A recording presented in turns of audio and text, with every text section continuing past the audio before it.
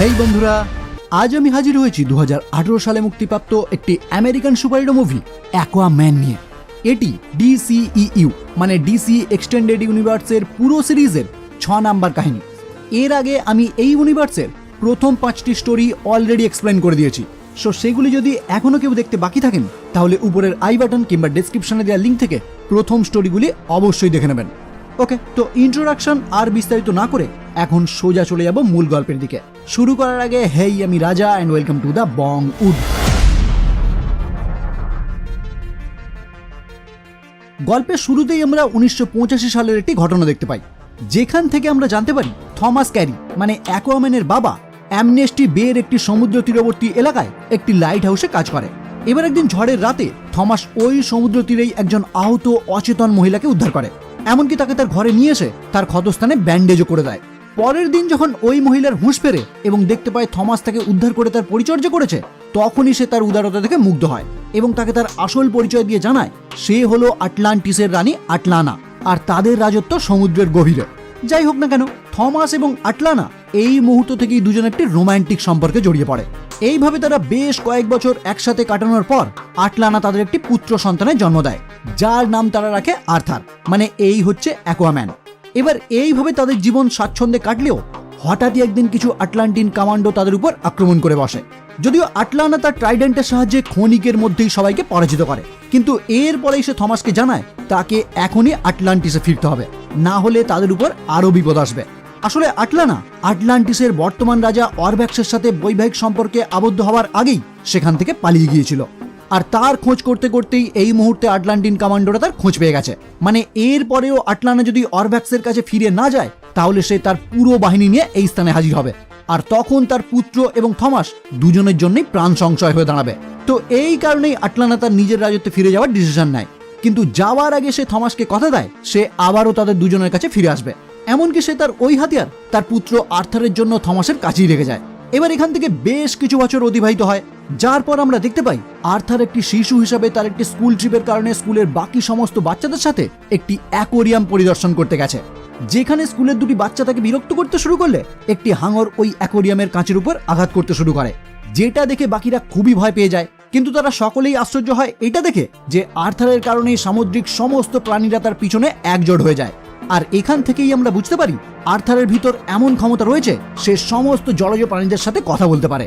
এরপর আরও কিছু বছর কেটে যায়, কিন্তু কুইন আটলানা থমাসের কাছে আর ফেরে না, যদিও সে তার ছেলে আর্থারকে সঠিক যুদ্ধনীতি শেখানোর জন্য ভলকো নামক একটি যোদ্ধাকে পাঠায়, যে তাকে প্রায় অনেক দিন ধরেই প্রশিক্ষণ দেয় কিভাবে আটলান্টিন প্রবৃত্তিকে আয়ত্ত করতে হয়, মানে কিভাবে জলের তলায় নিজের ক্ষমতাকে কাজে লাগাতে হয়। এছাড়াও তার কাছে থাকা তার মায়ের সেই ট্রাইডেন্ট দিয়ে কিভাবে লড়াই করতে হয় সেটারও সে প্রশিক্ষণ দেয়। আর আর্থারও তার কাছ থেকে এইসব প্রশিক্ষণ বিনা দ্বিধায় শিখতে শুরু করে এই আশায় যে এই সব প্রশিক্ষণ কমপ্লিট করলেই সে তার মায়ের সাথে দেখা করতে পারবে। কিন্তু প্রশিক্ষণ শেষে ভলকো তাকে জানায় তার মা আর এই দুনিয়াতে নেই, কারণ তার বাবার সাথে তার মায়ের দেখা হওয়ার আগেই কিং অরব্যাক্সের সাথে তার বিয়ের পাকা কথা হয়ে গিয়েছিল। কিন্তু কুইন আটলানা সেখান থেকে পালিয়ে স্থলভাগে এসে জীবন কাটাতে শুরু করে এবং জন্ম হয় আর্থারের। পরে রাজা অরব্যাক্স আটলানার খোঁজ পেয়ে তাকে আবারও ফিরিয়ে নিয়ে যাওয়ার চেষ্টা করে, তাই আর্থারের যাতে কোনো ক্ষতি না হয় এই ভেবেই সে আবারও রাজা অরব্যাক্সের কাছে ফিরে গিয়ে তাকে বিয়ে করে, এমনকি তাদের একটি সন্তানও হয়। কিন্তু পরবর্তীতে রাজা অরব্যাক্স যখন জানতে পারে কুইন আটলানার আরও একটি সন্তান রয়েছে যে কিনা মানব জাতির সন্তান, তখনই তিনি এই সত্য সহ্য করতে না পেরে রাগে তার মাকে বলি দিয়ে দেয়। এবার এই কথা শুনে আর্থারের এতটাই রাগ হয় যে তার আটলান্টিসে যাওয়ার ইচ্ছা চিরকালের মতো শেষ হয়ে যায়। এবার এখান থেকে সিন শিফট হয় 20 বছর পর, মানে স্টেফেন উলফকে হারানোর 1 বছর পর, যেখানে আমরা দেখতে পাই জেসি কেন এবং তার ছেলে ডেভিডের নেতৃত্বে জলদস্যুদের একটি দল রাশিয়ান একটি সাবমেরিনে হামলা করে সেটা দখল করার চেষ্টা করে। মানে জলদস্যুদের তো এটাই কাজ, বিভিন্ন জাহাজের উপর হামলা করে সেই সব লুট করে নেওয়া। কিন্তু এখানে তাদের এই কাজে বাধা হয়ে দাঁড়ায় প্রাপ্তবয়স্ক আর্থার, যে এখন সাধারণ মানুষের কাছে অ্যাকুয়াম্যান নামে পরিচিত হয়ে উঠেছে, কারণ বিপদের টাইমে সাধারণ মানুষকে হেল্প করা তার এখন প্রধান কাজ।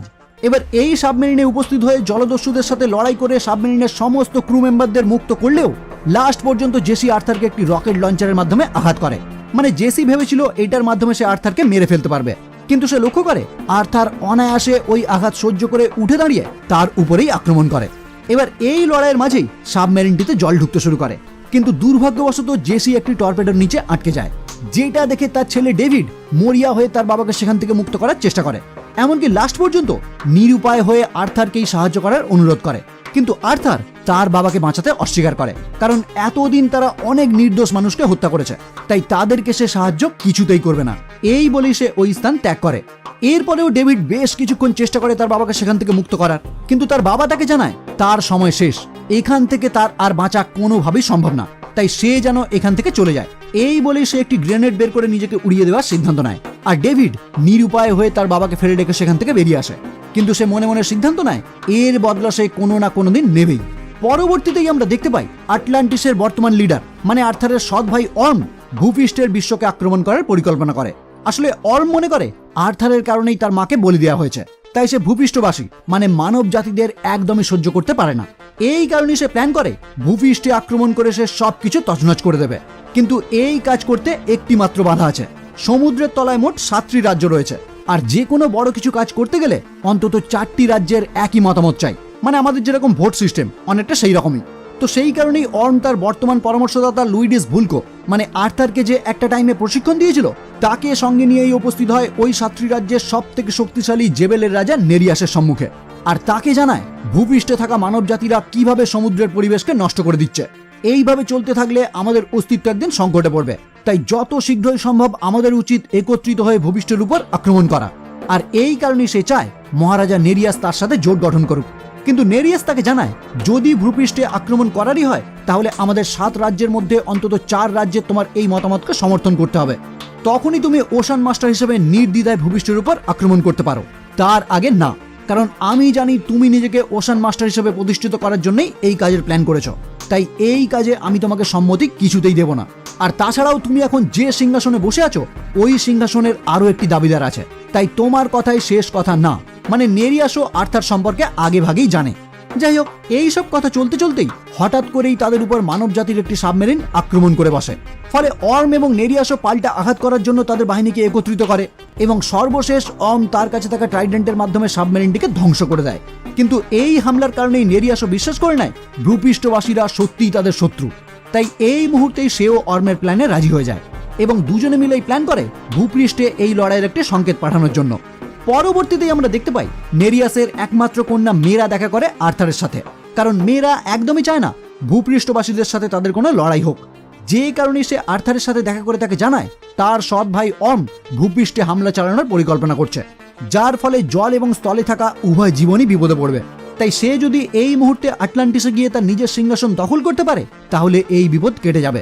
কিন্তু আর্থার এইসব শোনার পরেও তার কথায় কিছুতেই ইন্টারেস্ট দেখায় না, কারণ আটলান্টিসবাসীরাই তার মাকে হত্যা করেছে, তাই সে আটলান্টিসে কোনোদিনই ফিরতে চায় না।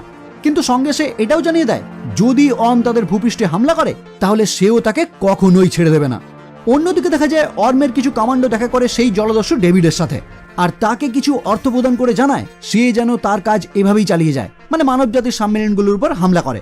কিন্তু ডেভিড জানায় তার এই অর্থের কোনো প্রয়োজন নেই, তার শুধুমাত্র প্রয়োজন অ্যাকুয়াম্যানকে, যে তার বাবার মৃত্যুর জন্য দায়ী। এরপরই দেখা যায় নেরিয়াস এবং অর্ম একসাথে মিলে যে ভূপৃষ্ঠে একটি সংকেত পাঠানোর প্ল্যান করেছিল সেই প্ল্যান অনুযায়ী তারা উপকূলবর্তী এলাকায় সামুদ্রিক একটি ঝঞ্ঝার আঘাত হানে, আর দুর্ভাগ্যবশত ওই সামুদ্রিক ঝঞ্ঝাতেই আর্থার এবং তার পিতা দুজনেই ফেঁসে যায়। আর্থার উন্মত্তভাবে সাঁতার কেটে তার বাবাকে বাঁচানোর চেষ্টা করলেও সে তার বাবার কাছ পর্যন্ত কিছুতেই পৌঁছতে পারে না, যদিও এই মুহূর্তে মেরা ওই স্থানে উপস্থিত হয়ে তার বাবাকে জল থেকে বের করে পুনরায় জীবিত করে তোলে। আর এরপরই আর্থার ভূপৃষ্ঠের এই ক্ষয়ক্ষতির দিকে তাকিয়ে তার সৎ ভাই অর্মকে থামানোর জন্য মেরার কথায় রাজি হয়ে যায়। ফলস্বরূপ তারা দুজনে মিলেই উপস্থিত হয় আটলান্টিসে, আর সবার থেকে লুকিয়ে সর্বপ্রথম তারা দেখা করে ভলকোর সাথে, মানে যে আর্থারকে প্রশিক্ষণ দিয়েছিল আর বর্তমান টাইমে যে অর্মের পরামর্শদাতা। কিন্তু সে অর্মের মতাদর্শের বিরুদ্ধে, মানে সে কিছুতেই চায় না আটলান্টিসবাসীরা ভূপৃষ্ঠের উপর আক্রমণ করুক, কারণ এই পৃথিবীতে বেঁচে থাকার অধিকার সবাইরই সমান।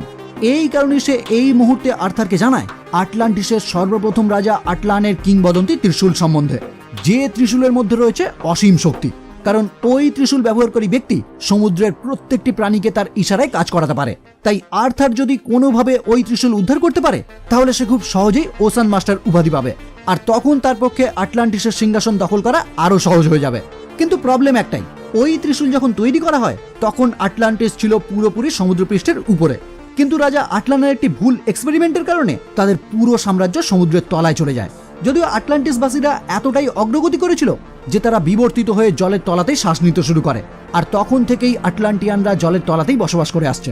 কিন্তু এই কাজের জন্য রাজা আটলান তার বাকি জীবন নির্বাসনে কাটানোর সিদ্ধান্ত নেয়। আর সেই থেকে রাজা আটলান এবং তার ওই ত্রিশূল কোনোদিনই কেউ দেখেনি। মানে এখন আর্থারকে যে কোনো উপায়ে ওই ত্রিশূল খুঁজে বের করতে হবে। যদিও ভল্কো তাকে একটি সিলিন্ডার দিয়ে জানায় ওই ত্রিশূল খোঁজার কাজে এই সিলিন্ডারই তাকে সাহায্য করবে।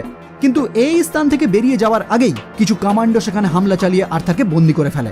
এরপর যখন আর্থারকে তার ভাইয়ের সামনে নিয়ে যাওয়া হয় তখন আর্থার তার ভাইকে তার সাথে লড়াই করার জন্য চ্যালেঞ্জ জানায়।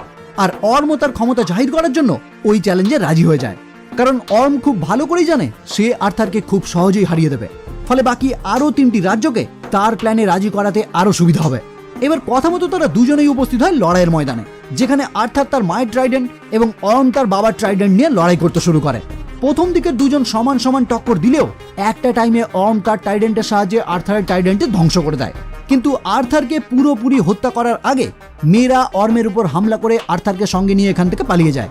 যদিও অর্মের বাহিনী তাদের পিছু নিয়ে তাদের উপর হামলা করতে শুরু করে, কিন্তু একটা টাইমে তাদের জলযান ধ্বংস হয়ে গেলে অর্ম বিশ্বাস করে তারা দুজনেই নিহত হয়েছে। কিন্তু আর্থার এবং মেয়েরা তাদের জলযান থেকে পালিয়ে একটি তিমি মাছের সাহায্য নিয়ে নিরাপদে সেখান থেকে বেরিয়ে আসে। পরবর্তীতে দেখা যায় অর্ম তাদের দুজনকেই ট্র্যাক করে ফেলে। আসলে অর্মের সাথে মেয়েরার বিয়ে ঠিক হয়েছে, যে কারণে অর্ম কোনো একটি সময় মেয়েরাকে একটি ব্রেসলেট গিফট করে এবং তাকে জানায় এটা তার মা আটলানার, যে কারণে মেয়েরাও রানী আটলানাকে সম্মান দেখানোর জন্য ওই ব্রেসলেট পরেই থাকে। আর এই মুহূর্তে ওই ব্রেসলেটের কারণেই অর্ম তাকে ট্র্যাক করে ফেলে এবং সঙ্গে সঙ্গেই তার কমান্ডোদের অর্ডার দেয় যে কোনো উপায়ই হোক তাদের দুজনকে যেন বন্দী করা হয়। যদিও নেরিয়াস অর্মকে জানায় তার মেয়েকে যেন নিরাপদে ফিরিয়ে আনা হয়, আর যদি তার কোনো ক্ষতি হয় সে আর অর্মের সাথে কোনোদিনই থাকবে না। যাই হোক, এদিকে আর্থার এবং মেয়েরা তাদের কাছে থাকা সেই সিলিন্ডারের সাহায্য নিয়ে উপস্থিত হয় সাহারা মরুভূমিতে, কারণ তাদের মনে হয় এখান থেকেই তারা কোনো সংকেত পেতে পারে কিং আটলানের ত্রিশূল বর্তমানে কোথায় রয়েছে। এবার আর্থার এবং মেয়েরা যেহেতু বর্তমান টাইমে ভূপৃষ্ঠে রয়েছে, তাই অর্ম আবারও ডেভিডের সাথে যোগাযোগ করে এবং আর্থারকে যাতে সে খুব সহজেই হত্যা করতে পারে সেই কারণে সে ডেভিডকে আটলান্টিয়ান কিছু অস্ত্র গিফট করে, যে অস্ত্রগুলি ডেভিড আবার তার নিজের পছন্দ মতো আপগ্রেড করে নেয় যাতে তার কাজ আরও সহজ হয়ে যায়। এদিকে মেয়েরা এবং আর্থার অবশেষে উপস্থিত হয় সাহারা মরুভূমিতে থাকা একটি পুরনো টেম্পেলে, যেখানে উপস্থিত হয়েই তারা বুঝতে পারে এই স্থানেই তৈরি হয়েছিল কিং আটলানের সেই কিংবদন্তি ত্রিশূল। ফলে তারা সেখানেই এদিক ওদিক খোঁজাখুঁজি করতে শুরু করে এইখান থেকে তারা কোনো কিছু জানতে পারে কিনা। আর পরবর্তীতেই তাদের কাছে থাকা সেই সিলিন্ডার সেখানে থাকা একটি বৃত্তাকার প্ল্যাটফর্মে রেখে একটি বিশেষ কাজ করার পর সেখানেই তারা কিং আটলানের একটি হলোগ্রাফিক্যাল বার্তা শুনতে পায়, যার মাধ্যমে তারা বুঝতে পারে ওই ত্রিশূল কোথায় আছে সেটা কিভাবে শনাক্ত করা যায়। এবং একই সঙ্গে তারা একটি মানচিত্র সহ একটি বোতল খুঁজে পায়, যেটা দেখে তারা দুজনেই রওনা হয় সিসিলির উদ্দেশ্যে। এরপর সেখানে পৌঁছে অনেক চেষ্টার পর অ্যাট লাস্ট তারা ওই বোতলের মাধ্যমে উদ্ধার করে ফেলে সেই স্থান যেখানেই রয়েছে কিং আটলানের ত্রিশূল। কিন্তু এই মুহূর্তেই তাদের উপর আক্রমণ করে বসে ডেভিড। এবার এখন যেহেতু ডেভিডের কাছে আটলান্টিয়ান অস্ত্র রয়েছে, তাই আর্থার তার সম্মুখে কিছুতেই টিকতে পারছিল না, আর মেয়েরা ব্যস্ত হয়ে গিয়েছিল ডেভিডের সাথে আসা বাকি কমান্ডোদের সাথে লড়াই করতে। কিন্তু শেষমেশ আর্থার তার তীক্ষ্ণ বুদ্ধির সাহায্যে ডেভিডকে ঠিকই পরাজিত করে, আর তারপর তারা দুজনে মিলে একটি বোর্ডের সাহায্যে রওনা হয় সেই লোকেশনের উদ্দেশ্যে। অন্যদিকে অর্ম তার ভূপৃষ্ঠ আক্রমণ করার প্ল্যান সফল করার জন্য আরও একটি রাজ্য মৎস্যজীবী রাজার সাথে দেখা করে, কিন্তু অর্মের এই পরিকল্পনা শুনে ওই রাজা তার মতামত প্রত্যাখ্যান করলে তার স্ত্রী এবং কন্যার সামনেই অর্ম ওই রাজাকে হত্যা করে এবং তারপর ওই রাজ্যের রাজকুমারীকে জানায় তার সাথে যোগ দেওয়া ছাড়া তাদের আর কোনো রাস্তা নেই। মানে অলরেডি তারা 3টি রাজ্য একত্রিত হয়ে যায়, আর একটি রাজ্যের মত পেলেই অর্ম তার প্ল্যান সফল করতে পারবে, মানে ভূপৃষ্ঠে আক্রমণ করতে পারবে। কিন্তু এর পরবর্তীতেই অর্ম জানতে পারে তার বর্তমান পরামর্শদাতা ভল্কো তার বিরুদ্ধে হয়ে কাজ করছে। এমনকি এটাও জানতে পারে একটা টাইমে সেই আর্থারকে অস্ত্রবিদ্যায় প্রশিক্ষণ দিয়েছে, তাই এই মুহূর্তেই সে তার লোকেদের ভল্কোকে বন্দী করার নির্দেশ দেয়।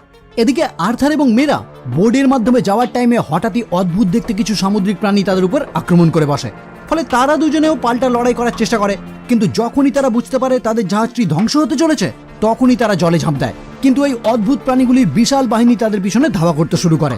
যদিও আর্থার চালাকি করে কিছু লাইট স্টিক ধরিয়ে নিয়েছিল, কারণ সে জানতো এই সমস্ত সামুদ্রিক প্রাণীরা লাইট একদমই সহ্য করতে পারে না, তাই ওই বিশাল বাহিনী তাদের পিছু নিলেও তাদের কাছাকাছি একদমই আসতে পারছিল না। কিন্তু একটা টাইমে তাদের যখন মনে হয় তাদের বাঁচার রাস্তা আর নেই, ঠিক তখনই তারা একটি ওয়ার্ম হোল দেখতে পায়, যার মাধ্যমে তারা ক্ষণিকের মধ্যেই উপস্থিত হয় পৃথিবীর কেন্দ্রে থাকা সম্পূর্ণ একটি আলাদা জগতে, যেখানে আর্থার এতদিন পর আবারও তার মা আটলানাকে দেখতে পায়। কিন্তু আর্থার এতদিন শুনেছিল তার মাকে মৃত্যুদণ্ড দেওয়া হয়েছে, তাই এই মুহূর্তে তার মা তাকে পুরো কাহিনী শোনায়, যার মাধ্যমে আমরা বুঝতে পারি আটলানা এখনো কিভাবে বেঁচে আছে। সে জানায় রাজা অরভ্যাক্স যখনই তার অবৈধ সন্তানের কথা জানতে পারে তখনই সে তাকে মৃত্যুদণ্ড দেওয়ার জন্য এই ট্রেঞ্চে ফেলে দিয়ে যায়, যাতে ওই অদ্ভুত দেখতে প্রাণীগুলি তাকে হত্যা করে, মানে যে প্রাণীগুলি কিছুক্ষণ আগেই আর্থার এবং মেরার উপর হামলা করেছিল। কিন্তু সৌভাগ্যবশত সে তাদের মুখ থেকে বেঁচে ওই ওয়ার্ম হোলের মাধ্যমে এই অজানা স্থানে পৌঁছে যায়, আর তখন থেকে সে এখানেই রয়েছে। যেটা শুনে আর্থার জানতে চায় এখান থেকে বেরোনোর কি কোনো উপায় নেই। তখনই তার মা তাকে জানায় সেখানেই থাকা একটি ঝর্ণার পিছনে রয়েছে ওই কিংবদন্তি ত্রিশূল, আর একমাত্র ওই ত্রিশূল হাসিল করতে পারলেই তারা এখান থেকে বেরোতে পারবে। কিন্তু সঙ্গে এটাও জানায় ক্যারাথেন নামক একটি বিশাল আকার দৈত্য ওই ত্রিশূল রক্ষা করে, যার কাছ থেকে ওই ত্রিশূল উদ্ধার করা প্রায় অসম্ভব। একমাত্র একজন সত্যিকারের রাজাই ওই ত্রিশূল নিয়ে সেখান থেকে বেরিয়ে আসতে পারবে, তাছাড়া আর কারোর পক্ষে সম্ভব না। কারণ এর আগে রানী আটলানা অনেকবার চেষ্টা করেছে ওই ত্রিশূল হাসিল করতে, কিন্তু প্রতিবারই সে ব্যর্থ হয়েছে। এবার এই সব কথা শোনার পর আর্থার নির্দ্বিধায় ওই ঝর্ণার ভিতর প্রবেশ করে, কারণ যে কোনো উপায়ে তার ভাইকে আটকাতেই হবে। এবার ভিতরে প্রবেশ করার পরেই সে লক্ষ্য করে একটি মঞ্চে ওই ত্রিশূলটি জ্বলছে, কিন্তু যখনই সে ওই ত্রিশূল হাসিল করার জন্য সেই দিকে এগিয়ে যায় তখনই তার মুখোমুখি হয় সেই বিশাল আকার দৈত্য ক্যারাথেন। আর আর্থার যাতে ওই ত্রিশূল উদ্ধার করতে না পারে তাই সে তার উপর আক্রমণ করতে শুরু করে। ফলে আর্থার যখন বুঝতে পারে এই দৈত্যকে হারানো তার পক্ষে কখনোই সম্ভব না, তখনই সে তার সাথে কথা বলতে শুরু করে, যে ক্ষমতা আমরা তার ছেলেবেলা থেকেই দেখে আসছি। ফলে ক্যারাথেন এই টাইমে আর্থারের কথা শুনে অবাক হয়ে তাকে জিজ্ঞাসা করে সে কি নিজেকে ওই ত্রিশূল চালানোর যোগ্য মনে করে। আর্থার তখন উত্তরে তাকে জানায় ওই ত্রিশূলের যোগ্য সে একদমই না, কিন্তু সে শুধুমাত্র উভয় বিশ্বকে বাঁচানোর জন্যই এই ত্রিশূল উদ্ধার করতে চায়। ফলে এই কথা শুনে ক্যারাথেন আর্থারকে নির্দ্বিধায় আটলানের কঙ্কাল থেকে ত্রিশূলটি নেবার পারমিশন দিয়ে দেয়, কিন্তু শর্ত একটাই, একবারেই ওই ত্রিশূল তাকে কিং আটলানের কঙ্কাল থেকে ছিনিয়ে নিতে হবে, আর যদি সে একবারে এই কাজে ব্যর্থ হয় তাহলেই ক্যারাথেন তাকে হত্যা করবে। কিন্তু আমরা দেখতে পাই আর্থার এক ঝটকাতেই ওই ত্রিশূল নিজের হাতে নিয়ে নেয়, আর ওই ত্রিশূল হাতে নেওয়ার সঙ্গে সঙ্গে পৃথিবীর সমস্ত জলজ প্রাণী এক মুহূর্তেই তার সাথে যুক্ত হয়ে যায়, এমনকি সে একটি গোল্ডেন স্যুটেও সজ্জিত হয়ে ওঠে। অন্যদিকে অর্ম দুটি রাজ্যকে সঙ্গে নিয়ে নিজেকে ওশান মাস্টার হিসেবে ঘোষণা করে এবং আরও একটি রাজ্যের সম্মতি নেওয়ার জন্য তার সম্মুখে উপস্থিত হয়, কিন্তু তারা অর্মের প্রস্তাব প্রত্যাখ্যান করলে অর্ম তাদের বিরুদ্ধে যুদ্ধ করতে শুরু করে। আর এই টাইমেই আর্থার এবং মেরা ক্যারাথেন সহ ওই স্থানে উপস্থিত হয়ে বিভিন্ন সামুদ্রিক প্রাণীর সাহায্য নিয়ে অর্মের বাহিনীর উপর হামলা চালায়। এবার এই লড়াইয়ের মধ্যেই উপস্থিত সকলেই যখন লক্ষ্য করে আর্থার সেই মহাশক্তিশালী ট্রাইডেন্ট হাসিল করে ফেলেছে, তখন সকলেই তাকে ওশান মাস্টার হিসেবে স্বীকৃতি দিয়ে এই লড়াই বন্ধ করে। কিন্তু তার সৎ ভাই অর্ম তাকে তার সাথে লড়াই করার চ্যালেঞ্জ জানায়, ঠিক যেভাবে এর আগে আর্থার তাকে চ্যালেঞ্জ করেছিল। ফলে আর্থারও রাজি হয়ে যায়, কিন্তু এই টাইমে মেয়েরা তাকে জানায় অর্মকে জলে হারানো তোমার পক্ষে কঠিন হয়ে যাবে, তাই তুমি ওকে জলের উপরে নিয়ে যাও লড়াই করতে, যেখানে তুমি খুব সহজেই তাকে পরাজিত করতে পারবে। ফলে পরবর্তীতেই আমরা দেখতে পাই অ্যাকোয়াম্যান তার সৎ ভাইকে নিয়ে উপস্থিত হয় জলের উপরিভাগে থাকা একটি সাবমেরিনে, যেখানেই শুরু হয় তাদের ফাইট। কিন্তু এইবার দেখা যায় আর্থার তার ত্রিশূলের শক্তি ব্যবহার করে অর্মের ত্রিশূলটি ভেঙে দেয়, যদিও সে তার ভাইকে হত্যা না করে তার জীবন বাঁচানোর সিদ্ধান্ত নেয়। এই টাইমে রানী আটলানা সেখানে উপস্থিত হয়ে অর্মকে অভ্যর্থনা জানিয়ে তাকে আলিঙ্গন করে এবং সঙ্গে এটাও জানায় তার বাবা তাকে ভুল শিক্ষা দিয়ে গেছে, ভূপৃষ্ঠে বসবাসকারী এবং সমুদ্রে বসবাসকারীদের মধ্যে কোনো বিভেদ নেই, তাদের সকলেরই স্বাচ্ছন্দ্যে বেঁচে থাকার অধিকার আছে। এরপরেই দেখা যায় ভলকো তার কমান্ডোদের আদেশ দেয় অর্মকে গ্রেপ্তার করার জন্য, যদিও এখানে আর্থার অর্মকে জানায় সে যদি প্রস্তুত হয় তাহলে আর্থার তার সাথে কথা বলতে ইচ্ছুক। লাস্ট পর্যন্ত দেখা যায় মেয়েরা সমস্ত আটলান্টিন বাসীদের সামনে আর্থারকেই তাদের নতুন রাজা হিসেবে ঘোষণা করে এবং সঙ্গে আমরা এটাও জানতে পারি এতদিন একসাথে টাইম কাটানোর ফলে আর্থার এবং মেয়েরা দুজনেই দুজনকে ভালোবাসতে শুরু করেছে। লাস্ট সিনে আমরা দেখতে পাই আটলানা তার কথা অনুযায়ী আবারও থমাসের কাছে ফিরে যায়। পোস্ট ক্রেডিট সিনে দেখা যায় ডেভিড এখনো জীবিত রয়েছে, কারণ অ্যাকোয়াম্যানের সাথে লড়াইয়ের পর ডক্টর স্টিফেন সিন নামক একজন সামুদ্রিক বিজ্ঞানী ওই স্থান থেকে তাকে উদ্ধার করে চিকিৎসা করতে শুরু করে। কিন্তু ডেভিড তার হুঁশ ফিরে পাওয়ার পরেই দেখতে পায় স্টিফেন তার সেই আটলান্টিন অস্ত্রশস্ত্রগুলি নিয়ে পরীক্ষা করছে। এবার যখনই স্টিফেন ডেভিডের থেকে জানতে চায় এই আটলান্টিন অস্ত্রগুলি সে কোথা থেকে পেয়েছে, তখনই ডেভিড তাকে জানায় আমি তোমার সমস্ত প্রশ্নের উত্তর দেব, কিন্তু তার আগে তুমি আমাকে সাহায্য করো আমি কিভাবে আর্থার মানে অ্যাকোয়াম্যানকে খুঁজে তাকে হত্যা করতে পারি। আর এখানেই এই মুভি সমাপ্ত হয়। তো কেমন লাগলো বন্ধুরা আজকের ভিডিও? যদি ভালো লাগে তাহলে অবশ্যই লাইক, কমেন্ট এবং শেয়ার করবেন। আর আমার চ্যানেলে যদি প্রথম হয়ে থাকেন তাহলে অবশ্যই চ্যানেলটি সাবস্ক্রাইব করে বেল আইকনটি ক্লিক করে দেবেন। তাহলে আজকের মতো এই পর্যন্তই, দেখা হচ্ছে পরের ভিডিও নিয়ে, আর ততক্ষণের জন্য বাই।